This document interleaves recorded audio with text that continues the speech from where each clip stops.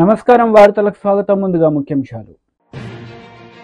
TDP మహిళా leader పంచమార్తి Anuradha press meet. మాజీ ముఖ్యమంత్రి జగన్మోహన్ రెడ్డిపై ఫైర్. మాజీ మంత్రి జగదీష్ రెడ్డి ప్రెస్ మీట్. కాంగ్రెస్ నేతలపై fire. YCP leader Ambati Rambabu media సమావేశం నిర్వహించారు. ఈ సందర్భంగా పలు అంశాలపై ఆయన మాట్లాడారు. మీద జగన్ కాంప్లికేటెడ్ పోలవరాన్ని జగన్మోహన్ రెడ్డి గారు ముఖ్యమంత్రి అయిన తర్వాత దాన్ని చాలా కాంప్లికేటెడ్ చేశాడు, సర్వనాశనం చేసేశాడు అనేటువంటి మాట. మళ్ళా Polavaram works to be over in 4 years అంటే పోలవరాన్ని పూర్తి చేయాలంటే కనీసం ఇంకా 4 సంవత్సరాలు పడుతుంది అనేటువంటి మాట చంద్రబాబు నాయుడు గారే మాట్లాడారు. మరొక ఇంగ్లీష్ పత్రికలో, చాలా ఫేమస్ పత్రికలో ఆయన మాట్లాడుతూ it will take 4 years to complete Polavaram 4 సంవత్సరాలకు కానీ పూర్తి కాదు అనేటువంటి మాట. ఇక్కడ ప్రజలు, మేధావులు, నీటిపారుదల మీద అవగాహన ఉన్నవారు, దీన్ని స్టడీ చేయాలనుకునేవారు, వారందరికీ నేను కొన్ని విషయాలు ఈ సందర్భంగా చెప్పాలనేటువంటి ఆలోచనతో ఉన్నా. అదేమిటంటే, ఇదే చంద్రబాబు నాయుడు గారి ప్రభుత్వం అధికారంలో ఉన్నప్పుడు 2019కి ముందు, మేము అధికారంలోకి వచ్చే ముందు ఏం చెప్పారు? శాసనసభలో చెప్పారు, బహిరంగంగా చెప్పారు. 2019కి అంటే 2018కే పోలవరం ప్రాజెక్టుని పూర్తి చేసి ఎన్నికలు వెళతాం అని శపథం చేశారు. ఆ తర్వాత మా ప్రభుత్వం వచ్చింది. మా ప్రభుత్వం కూడా 2022కు పూర్తి చేసి ఎన్నికలకు వెళ్తామనేటువంటి మాట మాట్లాడిన మాట వాస్తవం. ఆ తరువాత మేము రివ్యూ చేసుకొని వాస్తవాలన్నిటినీ కూడా క్రోడీకరించుకొని ఇది ఇప్పుడు సాధ్యపడేటువంటి అంశం కాదు, ఎప్పుడు పూర్తి చేస్తామో చెప్పలేనటువంటి పరిస్థితిలో పోలవరం ప్రాజెక్టు ఉన్నది అని తొలిసారిగా చెప్పినటువంటి వ్యక్తిని ఆ రోజు నేను ఇరిగేషన్ మంత్రిగా. ఎందుకు చెప్పాను? ఇవాళ మీరు ఏం చేస్తున్నారు? నేను ఒకటి మనవి చేస్తున్నా, దయచేసి ప్రజలు అర్థం చేసుకొని, ఇవాళ మేము ఓటమి పాలై ఉన్నాం. చంద్రబాబు నాయుడు గారు గెలిచున్నారు కూటమిలో, ఆయన ద్విగుణీకృతమైన ఉత్సాహంలో ఉన్నాడు. అంత మాత్రాన ఆయన అబద్ధాలు చెప్తే నిజాలు ఎలా అవుతాయని అడుగుతాం. జగన్మోహన్ రెడ్డి గారే ఈ విధ్వంసానికి కారణం అనేటువంటి మాట పదే పదే చెప్పేటటువంటి ప్రయత్నం చేస్తున్నారు. నేను వైసీపీ వ్యక్తిగానో, జగన్మోహన్ రెడ్డి గారి అనుంగు శిష్యుడిగానో, రాజశేఖర రెడ్డి గారి శిష్యుడిగానో, లేదా బురదజల్లే కార్యక్రమంతోనో నేను చెప్పడం లేదు. హృదయపూర్వకంగా మనస్ఫూర్తిగా చెప్తున్నా, చంద్రబాబు నాయుడు గారు 2019కి పూర్వం చేసినటువంటి ప్రధానమైన తప్పిదం వలనే ఈ సంక్షోభం ఏర్పడిందని నేను మనవి చేస్తున్నాను. 4 సంవత్సరాలు అంటున్నాడు, 4 సంవత్సరాలు కూడా పూర్తవుద్దని నాకు నమ్మకం లేదు. 4 సంవత్సరాలని ఆయన మొన్నే అనేసేస్తున్నాడు. నిన్న 4 సంవత్సరాలు పడుతుంది అని అధికారులు చెప్పారు అని మీకు గుర్తుందా లేదా? నారా చంద్రబాబు నాయుడు గారితో సైతం కూటమిలో సభ్యులందరూ కూడా ఎప్పుడు మీరు పూర్తి చేస్తారు అంటే చెప్పలేనటువంటి మంత్రిని ఒక మంత్రి అన్నారు. నేను మనవి చేస్తున్నా, ఇవాళ ఈ ప్రాజెక్ట్ ఇంత ఆలస్యం కావడానికి చంద్రబాబు నాయుడు గారు అధికారంలోకి వచ్చి జగన్మోహన్ రెడ్డి అంటున్నాడు, మేము అధికారంలోకి వచ్చి చంద్రబాబే అంటున్నాం. పరస్పర ఆరోపణలు చేసుకుంటున్నాం, పరస్పరం ఒకరి మీద ఒకరు బురద చల్లుకుంటున్నాం అనుకోండి కాసేపు. అయితే వాస్తవాలు గమనించలేరు ప్రజలు? వాస్తవాలు చెప్పుకోలేమా ప్రజలకి? వారికి మీడియా శక్తి ఉంది, వారి ఇష్టం వచ్చినట్టు రాసేస్తున్నారు. కానీ ప్రజలకి విఘ్నత ఉంటుంది, మేధావులకు విఘ్నత ఉంటుంది, ఇరిగేషన్ మీద అవగాహన ఉన్న వాళ్ళకి ఉంటుంది. ఎక్కడ తప్పు జరిగింది? ఇది ప్రధానమైనటువంటి కీలకమైన కోర్ ఇష్యూ. ఎక్కడ తప్పు జరిగింది? జగన్మోహన్ రెడ్డి గారి టైంలో తప్పు జరిగిందా? నారా చంద్రబాబు నాయుడు గారి టైంలో తప్పు జరిగిందా?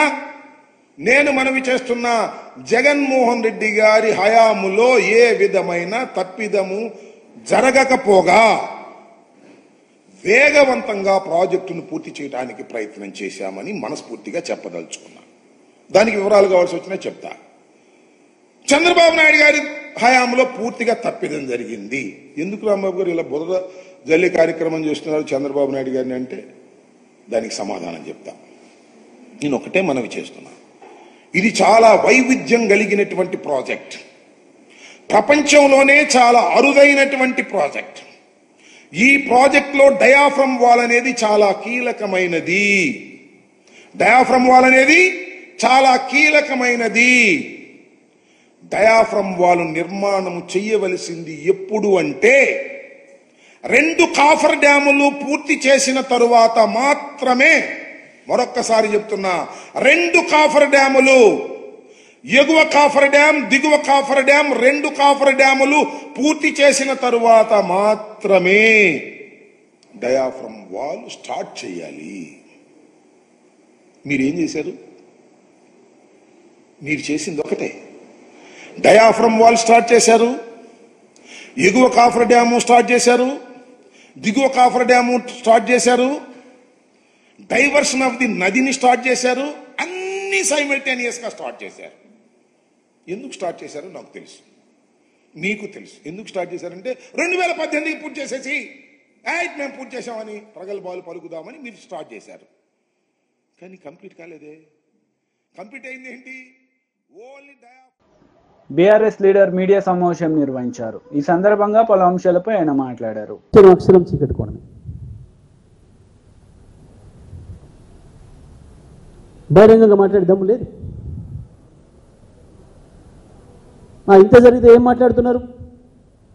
దీనికి సపోర్ట్గా ఇయ్యాల మాట్లాడే మేధావులు. ఏం జరిగింది మరి? 6,000 కోట్లు ఎక్కడికి పోయినాయి? కేసీఆర్ రమణ సింగ్ గారికి ఇచ్చిండా? అలా తిరిగి రమణ సింగ్ గారు కేసీఆర్ గారు పంపిండా? ఆయన కొన్ని ఉంచుకొని పాపం మధ్యలో దత్తాత్రేయ గారిని కూడా పిలిచిండు రమణ సింగ్ గారు. అయ్యాల వారికి కూడా ఏమైనా పంపిండ్రా? అవి ఇప్పటికి కూడా కంటిన్యూగా చెల్లిస్తే కాంగ్రెస్ గవర్నమెంట్ వచ్చినాక కాంగ్రెస్ ముఖ్యమంత్రి ఉందింటుండా? దాంట్లో తెలంగాణ ప్రజల రూపాయిని అక్కడ పంపించి వస్తే మాకు వచ్చే లాభం ఏంది?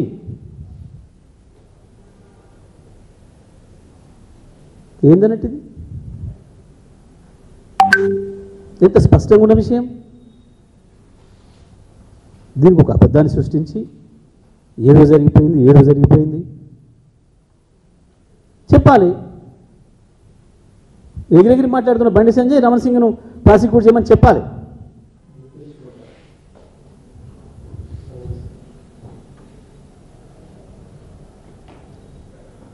ఏది లేదు, ఎక్కడ ఒక అక్షరం వాస్తవం లేదు. ఆ కమిషన్ నిలిచేది అంతకన్నా లేదు. కేసీఆర్ ఉన్నట్టు స్పష్టంగా కుండబద్దలు కొట్టినట్టు చెప్పిండ్రు. అవకాశమే లేదు. ఏం మాట్లాడతాడు? నల్గొండ జిల్లాలో ఎందుకు పెట్టిరు ప్రాజెక్టు? నల్గొండ జిల్లాలో ప్రాజెక్టు పెట్టాలని కూడా వ్యతిరేకిస్తే చెప్పుతాం కొడతాం అని ఎవడైనా సరే వాడు. ఎందుకు నల్గొండ జిల్లా తెలంగాణలో లేదా? తెలంగాణ ఉద్యమంలో నల్గొండ జిల్లా లేదా? నల్గొండ జిల్లా అభివృద్ధి కావద్దా?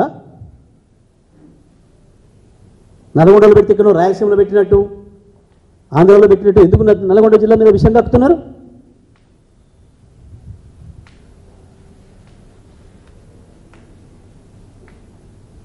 కోదండరామ్ నల్గొండ జిల్లా కనబడతలేదా? తెలంగాణ ఉద్యమంలో మీ అందరికంటే ఎక్కువ కొట్లాడింది మేము నల్గొండ జిల్లా.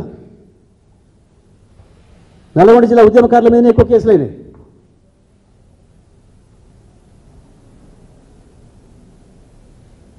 నల్గొండలో పవర్ ప్రాజెక్ట్ పెట్టడం తప్పని మాట్లాడుతారు ఒక్కొక్క విధవ. గమనిస్తున్నారు నల్గొండ జిల్లా ప్రజలందరూ కూడా. మాకాడ ఉన్న దద్దమ్మ నాయకుల గురించి కూడా చూస్తున్నారు. ఆనాడంతే సమైక్య ఆంధ్రప్రదేశ్లో కూడా ఆనాడు నాగార్జున సాగర్ నీళ్ల విషయంలో నష్టం జరిగిన అనేక ప్రభుత్వ పథకాలకి నిధుల కేటాయింపులో నష్టం జరిగిన ఒక్కనాడు కూడా నోరు తెరిచి మాట్లాడలేదు సన్యాసులు. ఆంధ్రలో చెప్పులు మోసుకుంటే తిరిగిండు సీట్ల కొరకు, బీఫామ్ల కొరకు, ఆ తర్వాత మంత్రి పదవుల కొరకు ఒకరికోడు వెన్నుపోటు పడుచుకుంటూ. మళ్ళీ ఇవాళ అదే పద్ధతిలో ఉంటున్నారు. నల్గొండ జిల్లాలో ప్రాజెక్టు పెట్టడం అనేది మా హక్కు తప్పకుండా.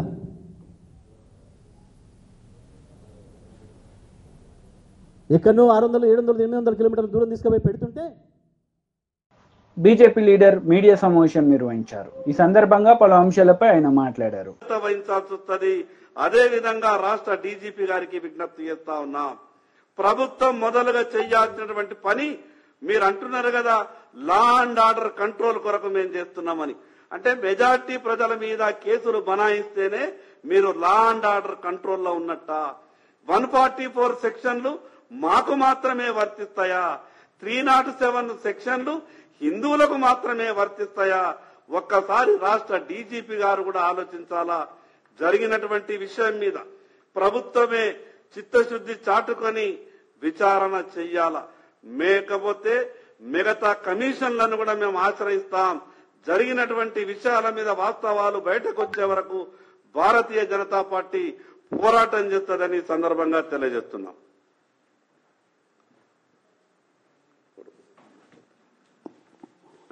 ఇప్పుడు సిర్పూర్ కాగజ్ నగర్ ఎమ్మెల్యే శ్రీ పాల్వాయి హరీష్ బాబు గారు మాట్లాడుతారు. షార్ట్ నోటీస్ లో విచ్చేసిన పత్రికా మిత్రులకు సాయంకాలం పూట శుభాభినందనలు. నాతో పాటు ప్రెస్ మీట్ లో పాల్గొంటున్న వారు ఆదిలాబాద్ శాసనసభ్యులు శ్రీ పాయల్ శంకర్ గారు, రాష్ట్ర అధికార ప్రతినిధి శ్రీ సంగప్ప గారు, రాష్ట్ర కార్యవర్గ సభ్యులు ముస్తాపురి అశోక్ గారు. ఇవాళ ప్రధానంగా మేము మహిళా మోర్చా అధ్యక్షురాలు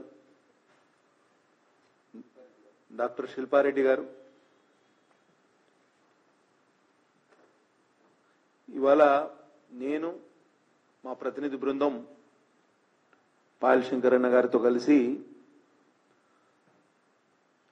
principal chief conservator of forest PCCF Dobriyal గారిని, పీసీసీఎఫ్ పర్గైన్ గారిని అరణ్య భవన్లో కలిసి వచ్చినాం.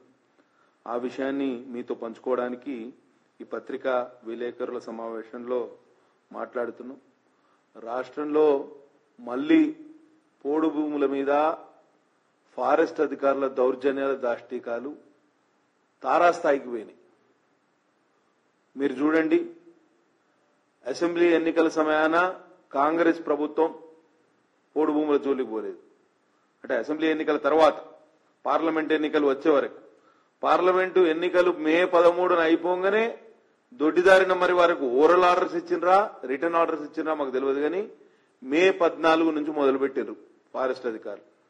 ఎక్కడెక్కడ పోడు భూములు ఉన్నాయని ఐడెంటిఫై చేస్తూ వాటిని స్వాధీనపరుచుకునే కార్యక్రమం, పోడు ల్యాండ్ రిట్రీవల్ అని చెప్పి మొత్తం ప్రాణహిత పరివాహక ప్రాంతం నుంచి మొదలు పెడితే గోదావరి పరివాహక ప్రాంతం, ఆదిలాబాద్ నుంచి మొదలు పెడితే ఇల్లెందు వరకు మొత్తం పోడు భూములన్నీ రణరంగాన్ని తరపిస్తున్నాయి. చాలా దారుణంగా ఉన్నది పరిస్థితి. గతంలో కేసీఆర్ అనేవాడు పోడు భూములకు కుర్చీ వేసుకుని పట్టాలు ఇస్తా అని. ఆయన కుర్చీలు వేసుకుని పట్టాలు ఇచ్చిండో లేదో గాని గిరిజనులకు కూడా గతంలో పంపిణీ చేసిన పట్టాలు 10% దరఖాస్తులు కూడా ప్రాసెస్ చేయలే. కాంగ్రెస్ ప్రభుత్వం తన మేనిఫెస్టోలో పెట్టింది, పోడు భూముల సమస్యకు శాశ్వత పరిష్కారం కనుగొంటాం, అందరికీ పట్టాలిస్తాం, అందరినీ ఆదుకుంటామని. దానికి విరుద్ధంగా ఎన్నికలు అయిపోగానే వాళ్ళ నిజ స్వరూపాన్ని బయట పెడుతున్నారు. ఎన్నికల వరకు ఓట్లు కావాలి కాబట్టి పోడు భూముల జోలికి పోలేదు ఫారెస్ట్ అధికారులు. ఎన్నికలు కాగానే, పార్లమెంట్ ఎన్నికలు కాగానే ఇక మాకు పోడు రైతులతో సంబంధం లేదన్నట్టు వాళ్ళ వెంబడి పడి వాళ్ళని ఇబ్బంది పెట్టే కార్యక్రమం చేస్తున్నారు. నేను అటవీ శాఖ మంత్రివర్యులు శ్రీమతి కొండా సురేఖ గారు పోడు భూముల ఉద్యమంలో పెద్ద ఎత్తున భాగస్వాములై పోడు రైతులందరినీ సంఘటితపరిచిన గతంలో ఎమ్మెల్యేగా పనిచేసి ఇప్పుడు మంత్రిగా ఉన్న సీతక్క గారు, వీరందరూ కూడా సమాధానం చెప్పాలి. ఎన్ని నినాదాలు ఇచ్చారు ఎన్నికల సమయాన, అసెంబ్లీ ఎన్నికల సమయాన? ఉన్న భూములేవి వదిలేది లేదు, కొత్తగా భూములు కొట్టేది లేదని నినాదాలు ఇచ్చారు. మరి ఇవాళ ఉన్న భూములన్నీ లాక్కుంటా ఉంటే పోడు రైతులు ఎక్కడికి పోవాలి? చాలా దారుణమైన పరిస్థితి. ఇవాళ ఎక్కడ కూడా మొత్తం ఈ పోడు రైతుల సమస్యలు కేవలం టీడీపీ లీడర్ మీడియా సమావేశం నిర్వహించారు. ఈ సందర్భంగా పలు అంశాలపై ఆమె మాట్లాడారు. ఒక 80 ఏళ్ల నాటి ఆంధ్రుల కళ, ఆ కళని సాకారం చేయటానికి నారా చంద్రబాబు నాయుడు గారు అహర్నిశలు కష్టపడ్డారనే విషయం రాష్ట్ర ప్రజలకే కాదు దేశ ప్రజలందరికీ కూడా బాగా తెలుసు. 44 ఏళ్ల క్రితం టంగుటూరి అంజయ్య గారు పోలవరానికి శంకుస్థాపన చేశారు తప్ప ఒక్క అడుగు కూడా ముందుకెళ్ళింది లేదు. 20 ఏళ్ల నాడు మరి వైఎస్ రాజశేఖర్ రెడ్డి గారు శంకుస్థాపన చేశారే తప్ప ఒక్క అడుగు కూడా ముందుకెళ్ళిన పరిస్థితి లేదు. ఏదో పోలవరం ప్రాజెక్టుకి నేను ముందుకు తీసుకెళ్లాను అని చెప్పటానికి ముందు కాలువలు తవ్వేసి మట్టిని మింగేసి మొబిలైజేషన్ అడ్వాన్సులు పేరుతో కమిషన్లు నొక్కేసిన హీన చరిత్ర వైఎస్ రాజశేఖర్ రెడ్డిది. అలా ఆ పోలవరాన్ని కమిషన్లతో తినిపారేసి జలయజ్ఞాన్ని కాస్త ధనయజ్ఞంగా మార్చేసి 1000 కోట్లు మింగేశారు రాజశేఖర్ రెడ్డి కుటుంబం. తర్వాత నారా చంద్రబాబు నాయుడు గారు ముఖ్యమంత్రి అయిన తర్వాత 2014లో ఈ పోలవరం ప్రాజెక్టుని ఆ యొక్క కళని సాకారం చెయ్యాలి, నిజం చెయ్యాలి అనే ఉద్దేశంతో పోలవరాన్ని పరుగులు పెట్టించిన ఘనత నారా చంద్రబాబు నాయుడు గారిది.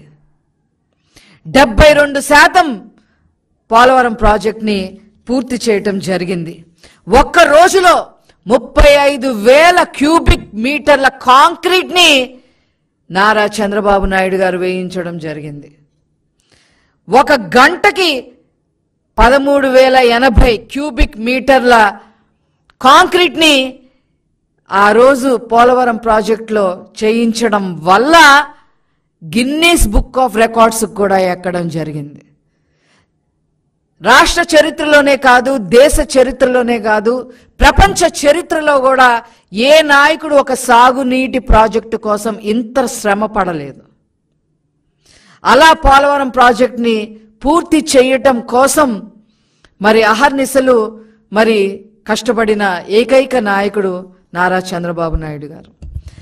72% పూర్తి చేశారు.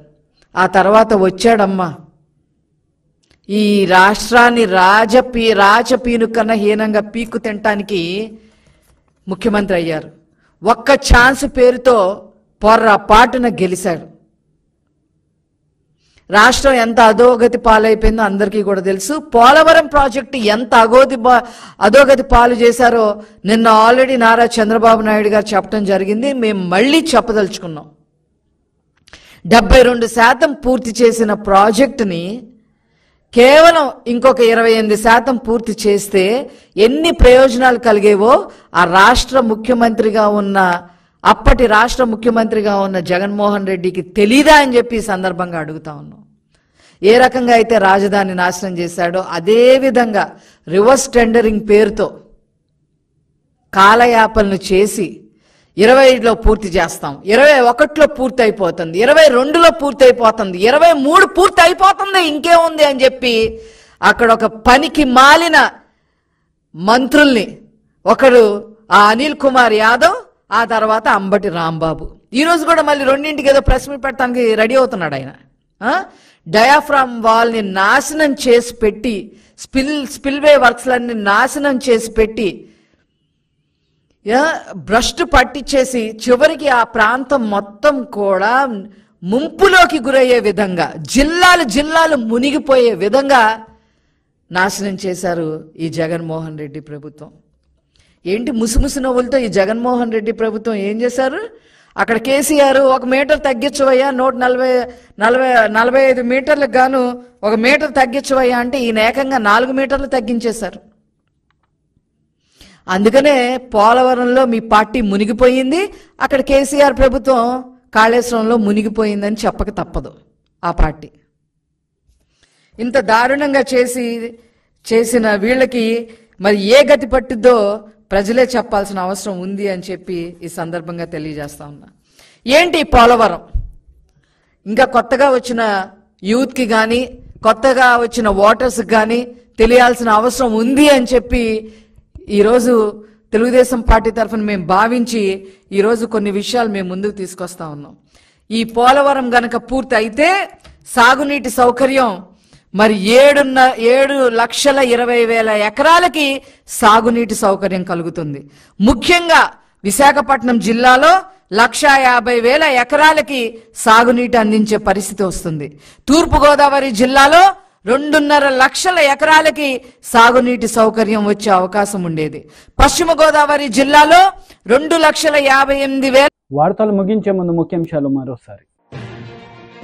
టీడీపీ మహిళా లీడర్ పంచమార్తి అనురాధ ప్రెస్ మీట్. మాజీ ముఖ్యమంత్రి జగన్మోహన్ రెడ్డిపై ఫైర్. మాజీ మంత్రి జగదీష్ రెడ్డి ప్రెస్ మీట్. కాంగ్రెస్ నేతలపై ఫైర్. ఈ వార్తలు ఇంతటితో సమాప్తం. తిరిగి ప్రసారమయ్యే వార్తలు మళ్ళీ కలుద్దాం. అంతవరకు సెలవు. నమస్తే.